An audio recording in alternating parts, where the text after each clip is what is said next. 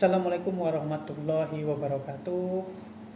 Alhamdulillah wa syukurillah wala haula wala quwata illa billah. Rabbi shrahli sadri wa yassir li amri walil 'uqdatam min lisani yafqahu qawli. Allahumma sholli ala sayyidina Muhammadin nuri zat wa sirri sarifi syairi asma wa sifat wa ala alihi wa barik wasallim. Vlog kali ini memanfaatkan waktu luang lagi saya hari ini. Sebelumnya kenapa saya senang bikin vlog? Ya ini sekedar mewariskan pemahaman yang saya bagikan untuk adik-adik saya. Dari saya berkeliling majelis-majelis ilmu dan ibaratnya semoga ilmu ini bisa jadi manfaat buat adik-adik semua.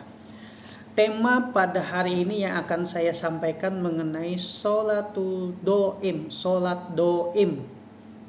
Tentunya awam kebanyakan sih orang-orang itu mengenal yang namanya sholat doim, kecuali orang-orang yang memang khusus belajar tentang ilmu-ilmu kehidupan. Kok bisa kehidupan? Panjang ceritanya. Ini sholat doim ini saya dapat sebagian pada awalnya sih sekitar 10 tahun lalu dari ketika saya membaca suluk ujil, suluk dari Kanjeng Sunan Bonang. Kemudian saya dapatkan ilmu dari Pulau Jawa, khususnya di daerah sekitar Jakarta. Saya mendapatkan pemahaman ini kembali, terus saya ramu berdasarkan pemahaman yang ada. Ini saya ada tulisannya, nanti kita bahas. Kita mulai aja lah, sebelumnya kita tawasulan dulu. Ila hadratin khususan Rasulullah sallallahu alaihi wasallam. A'udzubillahi minasyaitonirrajim. Bismillahirrahmanirrahim. Alhamdulillahirabbil alamin arrahmanirrahim maliki yaumiddin. Iyyaka na'budu wa iyyaka nasta'in ihdinas siratal mustaqim siratal ladzina an'amta 'alaihim ghairil maghdubi alaihim waladdallin. Ila hadatin khususon Sunan Bonang. A'udzubillahi minasyaitonirrajim. Bismillahirrahmanirrahim. Alhamdulillahirabbil alamin arrahmanirrahim malik. Iyyaka na'budu wa iyyaka nasta'in siratal ladzina an'amta 'alaihim waladdallin. Ila hadatin khususon ikhwanihi minal auliya'i wasyuhada'i wattabina wal ulama amilina wal jami'il malaikatil muqarrabin wabil khususan Syekh Abdul Qadir Al-Jailani. A'udzubillahi minasyaitonir rajim. Bismillahirrahmanirrahim. Alhamdulillahirabbil alamin arrahmanirrahim maliki yaumiddin. Iyyaka na'budu wa iyyaka nasta'in ihdinas siratal mustaqim siratal ladzina an'amta 'alaihim ghairil maghdubi 'alaihim waladdallin. Ila hadati khususan abi wal ummi. A'udzubillahi minasyaitonir rajim. Bismillahirrahmanirrahim. Alhamdulillahirabbil alamin arrahmanirrahim maliki yaumiddin. Iyyaka na'budu wa iyyaka nasta'in ihdinas siratal mustaqim siratal ladzina an'amta 'alaihim ghairil maghdubi 'alaihim. Allahumma fil lana junubana wa liwalidina warhamhuma kama rabbayana shaghira.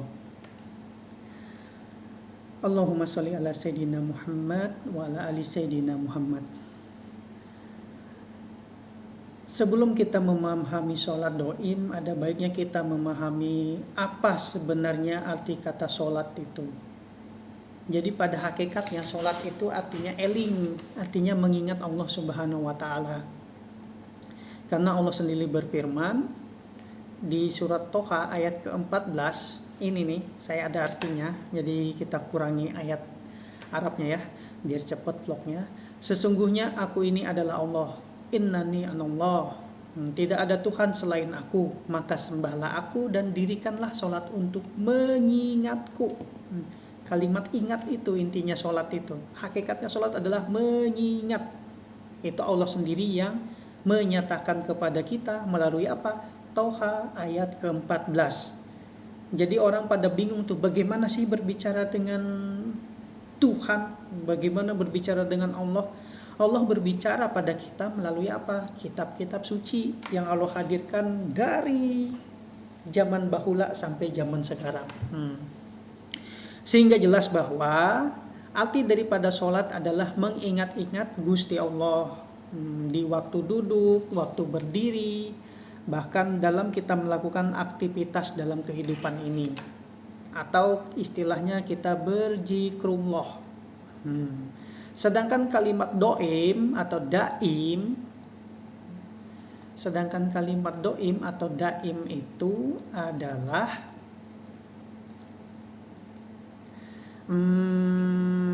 Sederhananya gimana ya? Daim tuh artinya terus menerus. Kayak saya biarin. Daim tuh artinya terus menerus atau tidak pernah putus. Jika kedua digabungkan, maka sholat daim adalah sholat yang terus menerus dan tidak pernah putus. Atau zikir yang terus menerus. Kayak mana tuh zikir 24 jam terus menerus? Bingung kan? Makanya harus kita babarkan nih. Kalau enggak kayak gini enggak bakal paham. Mereka yang mampu sholat daim adalah mereka yang tidak akan berkeluh kesah dalam hidupnya dan senantiasa mendapat kebaikan. Sesungguhnya pada dasarnya kita sebagai manusia itu diciptakan penuh dengan keluh kesah dan lagi kikir. Jika kita mendapatkan cobaan, pasti kita berkeluh kesah. Jika kita mendapatkan nikmat, pasti kita kikir. Kok bisa kayak gitu? Allah sendiri nyatakan. Dalilnya apa? Tuh, buka surah Al-Ma'arij ayat 19 sampai ke 21. Allah sendiri ceritakan. Jadi di sini manusia yang telah mengenal Robnya, mengenal siapa Tuhannya yang sebenar-benarnya layak disembah, akan mampu sholat terus-menerus dalam keadaan berdiri, dalam keadaan duduk, bahkan tidur nyenyak. Alladzina yazkurunallaha qiyaman wa qu'udan wa 'ala junubihim. Intinya adalah segala perbuatan adalah sholat, segala perbuatan orang itu. Inilah yang disebut dengan sholat doim. Allazi hum alla sholatihim daimun, yaitu mereka yang terus menerus melakukan sholat, mereka itu tetap mengerjakan sholatnya. Dalilnya lagi surah Al-Ma'arij, surah ke-70 ayat 22 sampai 23. Nah, dibuka nih, kita sambil ngaji, buka Quran lagi. Sholat daim adalah sholatnya orang arif yang telah mengenal Allah, orang yang telah bermakrifatullah. Ingat, orang alim belum tentu alimullah, habib belum tentu habibullah, ya kan? Wali belum tentu waliullah. Nah, ini adalah sholatnya para nabi, rasul, dan orang-orang arif. Ilmu ini memang tidak banyak diketahui orang awam. Lantas, bagaimana sholat 5 waktu itu? Sholat 5 waktu adalah jumlah minimal saja yang harus kita kerjakan supaya kita selalu mengingat Allah. Itu jumlah minimal. Itu sholat 5 waktu. Pada hakikatnya kita malah harus terus-menerus mengingat Allah sebagaimana firman-Nya di surah Ar-Rum ayat 17, dan ingatlah kepada Allah di waktu pagi dan petang. Makanya ada para ulama menciptakan al-maksurat, zikir pagi dan petang, ada rotibul hadat, ya kan? Dan sebutlah nama Robmu pada pagi dan petang. Ada lagi, diulang lagi ya, di surah Al-Insan ayat surah ke-76 ayat ke-25. Lanjut. Nih, kedua ayat tadi bukan berarti mengingat Allah hanya 2 kali saja, yaitu pagi dan petang. Sebab makna yang mendalam justru dalam kehidupan sehari-hari. Pagi itu mulai jam 12 pagi sampai jam 12 siang. Petang itu jam 12 siang sampai jam 12 malam. Begitu seterusnya. Ini pendapat saya.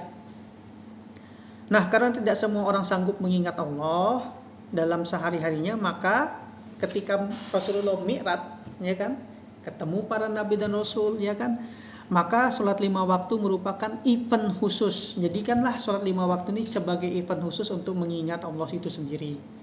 Jika orang awam tidak ada perintah sholat 5 waktu, maka tentunya pasti mudah melupakan Allah. Maksudnya orang awam bagaimana? Orang yang belum memahami man arafa nafsahu faqad darabahu, belum memahami siapa Rabbnya, belum bermakrifat. Kenapa saya berani ngomong seperti ini? Karena harus belajar ma'rifatullah, itu yang dituntut oleh Allah. Kalau Allah terlupakan, maka bumi ini bisa rusak oleh berbagai kejahatan yang dilakukan manusia. Kayak corona ini ya, banyak orang yang melupakan Allah karena kesombongannya menciptakan virus yang namanya corona. Akhirnya terjadi kerusakan. Sampai kabarnya sekarang ya tanggal 28 April 2020, Singapura sama Korea Selatan sudah mengumumkan terjadi resesi ekonomi. Mulai tanda-tanda kerusakan dunia. Kita yang di negara Indonesia harus bersiap-siap, Caranya mulai dari mana? Bersiap-siap dari mulai mengingat Allah setiap saat. Begitu ceritanya. Dengan mengingat Allah, mengendalikan diri ini akan lebih kuat. Namun demikian, janganlah merasa cukup puas hanya dengan sholat 5 waktu. Kenapa? Tingkatkanlah agar kita mampu melakukan sholat doim. Karena dalilnya sudah jelas di ayat Al-Quran yang saya jelaskan di menit-menit tadi, menit-menit awal. Ini utamanya. Salah satu contoh dari sholat doim yang dapat kita tauladani dari sejarah saat Sunan Bonang menggembleng Kanjeng Sunan Kalijaga atau Raden Mas Said. Saat itu Sunan Bonang sudah mengajarkan apa yang dinamakan sholat doim pada Raden Mas Said. Bagaimana sholat doim itu? Pertama kali Sunan Bonang menyuruh Sunan Kalijaga untuk duduk, diam, dan berusaha mengalahkan hawa nafsunya sendiri. Nah, menurut Sunan Bonang, ajaran sholat doim itu hanya duduk, diam, hening, pasrah pada kehendak Gusti Allah. Raden Mas Said atau Sunan Kalijaga tidak disuruh zikir ataupun melakukan ritual apapun. Ini bedanya ya. Jadi ketika kita berguru pada seorang Syekh Mursyid, apapun perintah dari Syekh Mursyid dalam rangka mendekatkan diri dari Allah, memang pada proses itu kan Sunan Kalijaga disuruh duduk tuh, nggak ada sholat, nggak ada apa, duduk diem aja ya. Jadi otomatis tertinggal tuh asas syariat ya. Nah ini selama dipegang seorang Syekh Mursyid dalam rangka menuju kepada Allah, ini dalam tahap proses tanggung jawab si Syekh Mursyid ini. Begitu ceritanya. Makanya baiat dalam ma'rifatullah ini penting. Baiat dalam thariqat ini penting untuk berpegang. Jangan sampai ketika belajar dapat buku, wah disuruh diam, tidak sholat lagi. Sudah, nggak ada gurunya, jin setan iblis laknatullah bermain di situ. Supaya cari teman, sama-sama masuk neraka. Nah, cobalah Anda duduk berdiam diri. Ini kita aplikasinya di kehidupan kita ya. Berdiam diri, maka nanti ada tuh hawa nafsu kita yang berbicara sendiri. Nanti ia akan bercerita macam-macam di pikiran kita ya, yang bersifat keduniawian. Oh, aku suka sama ini, suka sama itu, aku butuh ini, butuh itu, ya kan? Wah, macam-macam lah. Hal itu semata-mata terjadi karena hawa nafsu kita mengajak untuk kita terus terikat dengan segala sesuatu yang berbau dunia. Jadi segala sesuatu itu lengkap dalam diri kita itu. Bagaimana tentang hawa nafsu tadi? Hawa nafsu tadi duduknya di nafsu amarah, ya kan, sama lawamah tadi. Di amarah itu macam-macam pokoknya. Mengajak kita untuk terus-menerus berikat segala berbau duniaan. Awalnya orang diam pikirannya kemana-mana. Kalau orang yang pertama kali diam tuh. Namun setelah sekian waktu diam di tempat, akalnya dan keinginannya akhirnya melemas tuh. Dan benar-benar tidak daya untuk berpikir, ya kan? Energi keinginan duniawinya lepas dan lenyap. Dalam kondisi demikian, manusia akan berada dalam kondisi nol, kosong, atau subung total. Kalau bahasa Jawanya subung. Karena di situ pada dasarnya yang namanya egonya, hawa nafsunya sudah bisa didudukkan. Bukan terkalahkan ya, bisa didudukkan.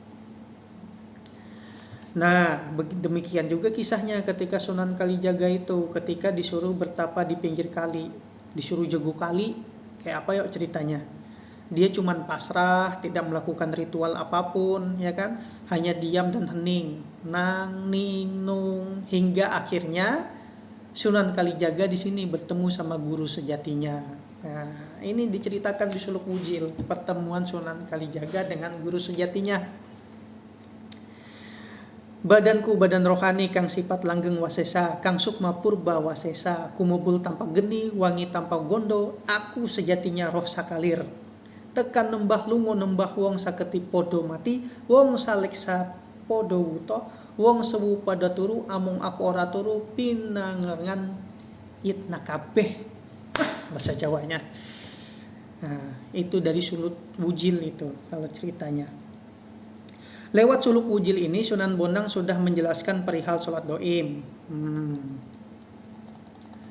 Di mana di sini utamaning larita puniki angrawuhana jatining salat sembah lawan pujine jatining salat iku dudungi satuwin maghrib sembah arak neka wenange puniku lamun arana salat pan minangka kekembanging salat doim ing ranan tata krama. Susah ya, bahasa Jawa saya kurang fasih karena ya ibaratnya urus darah Jawa saya dari bapak saya itu panjang lah. Ibaratnya banyak ke darah Sunda sama Kutainya. Keutamaan ini adalah mengetahui hakikat sholat. Artian tadi ya, sembah dan pujian. Sholat yang sesungguhnya itu bukanlah mengerjakan sholat isya atau maghrib atau sholat 5 waktu. Itu namanya sembahyang. Itu ibaratnya kita sembahyang tuh absensi lah. Apabila disebut sholat, maka itu hanya hiasan dari sholat doim. Hanya totokromonya. Toto kromo tetap wajib, kita harus beradab kepada Rasulullah. Rasulullah mengajarkan adab supaya sholat doim melalui apa? Sholat fardu yang 5 waktu itu. Nah, maka kita bisa memahami bahwa sholat 5 waktu adalah sholat awal toto kromo dari sholat doim itu sendiri. Sholat 5 waktu ganjarannya masuk surga dan terhindar dari neraka. Karena apa? Yang pertama kali dihisap di pertama kali tanyaan kita akhirat adalah ditanya sholatmu. Intinya dengan menegakkan sholat kita mampu mencegah perbuatan keji dan mungkar. Sayangnya saat ini banyak orang yang hanya meributkan sholat fisiknya saja ya. Orang-orang sekarang itu khususnya fokus pada sholat yang di dalam fisik aja dan melupakan hakikat sholat itu sendiri. Seringkali jika terdapat perbedaan pada gerakan, ada yang Allahu Akbar, ada yang gini, ribut orang-orang, ya kan? Ya, kalau kita, nggak usahlah kita mabuk pada orang-orang ribut. Intinya, ketika ini anak SD kita sarjana, masa anak SD ngoceh kita lawanin kita yang sarjana? Nah, kalian harus bijaksana di situ. Ini perkataan orang tua saya nih, Bapak Sukamto. Jangan melayani kemarahan, jangan melayani omelan anak SD, pemikiran anak SD kalau kamu itu level sarjana. Artinya apa? Belajarlah bijaksana. Sholat sejatinya tidak hanya mengerjakan sembah raga dan tataran syariat, mengerjakan sholat 5 waktu. Sholat sejati adalah sholat doim yang bersatunya semua indera tubuh pikiran kita untuk memujinya. Dengan kalimat penyaksian bahwa yang suci di dunia ini adalah Allahu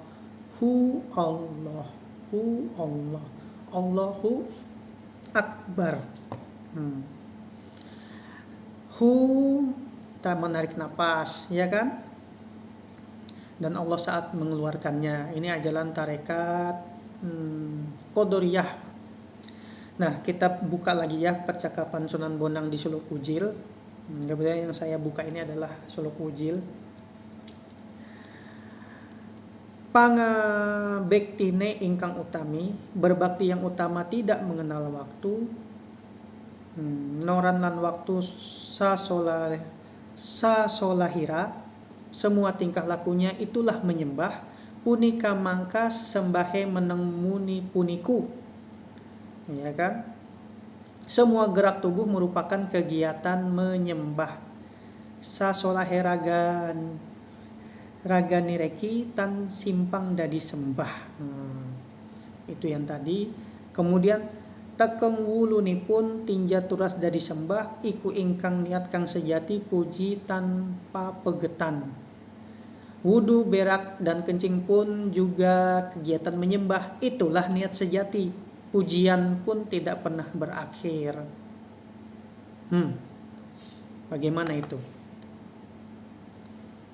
Jadi ibaratnya dalam wudu, ya kan, kita buang air besar, kencing pun termasuk menyembah.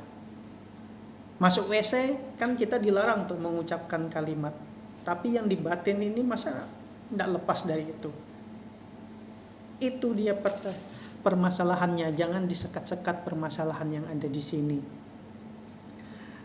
Ya contohnya kayak berwudu, bagaimana wudu itu suci 2 kali. Engkau berwudu membersihkan tangan, ya kan? Kemudian hakikatkan lagi secara batin tangan ini nanti bukan lagi untuk kembali kepada yang makruh, untuk kembali kepada Allah. Yang basuhan kedua, yang ketiga, semuanya kembali kepada Allah. Makanya doa penyerahan itu ketika sebelum melakukan aktivitas, kalau bisa dihafal ini ya. Ilahi anta maqsudi waridoka matlubi atini mahabbataka wa ma'rifataka. Ya Allah. Jangan lupa setelah itu kita banyak-banyak berbaca sholawat kepada Rasul. Karena Rasulullah SAW itu mengajarkan bagaimana rasa sejati yang ada di dalam kita ini yang menyampaikan kepada Allah itu sendiri. Doa-doa kita, semua ibaratnya keluh kesah kita, ya kan, yang sesuai dengan dalil di Quran tadi, supaya bisa kita haturkan kepada Allah. Supaya apa? Ini semua ya intinya supaya kita eling lan waspodo. Ya mungkin itu aja vlog pada hari ini. Semoga bermanfaat bagi adik-adikku. Wabillahi taufiq wal hidayah waridho wal inayah. Assalamualaikum warahmatullahi wabarakatuh.